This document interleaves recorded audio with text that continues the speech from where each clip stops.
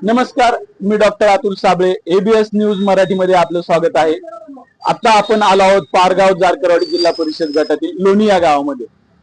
या ठिकाणी जिल्हा परिषद आणि पंचायत समितीच्या निवडणुका आता मोठ्या प्रमाणात प्रचार सुरू आहे.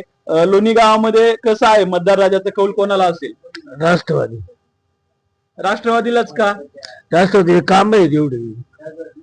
बंटीदादा नुसता नेता नाही तर बंटीदादा आधार आहे लोकांचा. विरोधक म्हणतायत त्यांच्यावरती अन्याय झालाय. अन्याय झालं काय? विरोधक आहेच कुठे? ती मनाने विरोधक आहे, ती तिच्या मनातच होतं कुठे काय.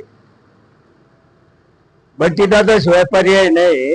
बंटीदादांनी आता जवळजवळ 30 साहेबाच्या माध्यमातून बंटीदादा जवळजवळ साहेबाच्या माध्यमातून लोणी गावात जवळजवळ 40 कोटी रुपयाची कामं झालेली. 40 कोटी रुपयाची रस्त्याची कामं झाले, बांधाऱ्याची कामं झाली, किटी बांधारे झाले, सभा मंडपाची कामं झाली, घरकुलाची कामं त्यांच्या माध्यमातून अशी भरपूर जवळजवळ 100% कामं झाले. कामं चालू बी आहे. परत नादच करायचं नाही त्या माणसाचा, बंटी पाटला सारख्या माणसाचा.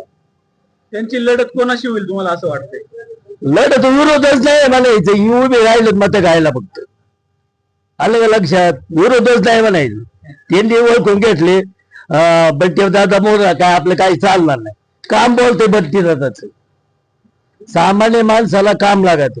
बंटी दादाला दिसतं, बंटी दादाचं नाव घेतलं तर बंटी दादा कधीच नाही म्हणत नाही. ते काम करणार म्हणजे करणार असा बंटी दादाचा हे. बाबा, तुम्हाला काय वाटतं कसं होईल इथं लोणी गावातून जिल्हा परिषद? लोणी गावातून त्याला जवळजवळ 90% मत पडतील बंटी पाटला. पंचायत समितीला कसं होईल? पंचायत समिती नाही सांगते. दादा, कशी लोणी गावची परिस्थिती कशी आता? अगदी सुंदर परिस्थिती आहे. बंटी दादा बद्दल तर काही बोलत येत नाही, पण अजूनही दुसरा विषय सांगतो का. जरी समजा हे काही बोलत नसतील पण ते मी डायरेक्टली बोलणार माणूस आहे. मी पहिल्यापासून शेवटपर्यंत राष्ट्रवादी राहिलो आणि अजूनही राष्ट्रवादीच आहे. शरद पवार ज्या टायमाला अध्यक्ष होते, राष्ट्रीय अध्यक्ष, त्या टायमाला सुद्धा त्यांच्याच बरोबर होतो. त्याच्यानंतर समजा वळसे पाटलांनी जरी समजा चेंजिंग केलं असेल तरी त्याच माणसाबरोबर आपण राहिलोय. आणि अजित दादा बरोबर मला त्यांचं आणि पवार साहेबांचं जास्त प्रेम असल्यामुळे पहिल्यापासून त्यांच्या बरोबर राहिलेले. यांनी जरी विरोधकपणा केला, ते पहिले ते राष्ट्रवादीमध्येच होते, पण आता जरी विरोधक राहिले तरी पण लढत कोणात होईल असं काय वाटतंय तुम्हाला? लढतीला माणूसच नाही समोर. मला सांगा माणूस कोण आहे समोर? बंटी दादा सोडला तर त्याच्यानंतर पंचायत समितीचा विषयच नाही काय. पंचायत समितीला आपलंच माणूस येणार आणि 100% आपलं येणार. हे पण सांगतो तर नाव नाही सांगू शकत, कारण आम्ही आमच्या गावच्या असल्यामुळं त्या पार्टीचं नाव आम्ही उचित बोलू शकत नाही. जिल्हा परिषदेला आपल्याकडून सध्या 3 उमेदवार आहेत. विवेक वळसे पाटील आहेत, अरुण गिरे आहेत आणि किरण वाळुंज आहेत. यामध्ये तुम्हाला कसं वाटतं? विवेक वळसे पाटील.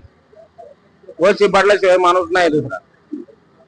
आणि राहिलं तुमचं खाली पंचायत समितीला, तर त्याबद्दलही सुद्धा मी रोखोक बोलू शकतो. अर्थात परत आणखी प्रॉब्लेम होऊ शकतो, असं नाही व्हायला पाहिजे. ठीक आहे, आम्ही समजू शकतो. आपण या गावातील उमेदवार आहे त्याच्यामुळं. बाबा, कुठले तुम्ही? इथलेच. निवडणुका लागल्यात, निवडणुका जिल्हा परिषद पंचायत समितीच्या.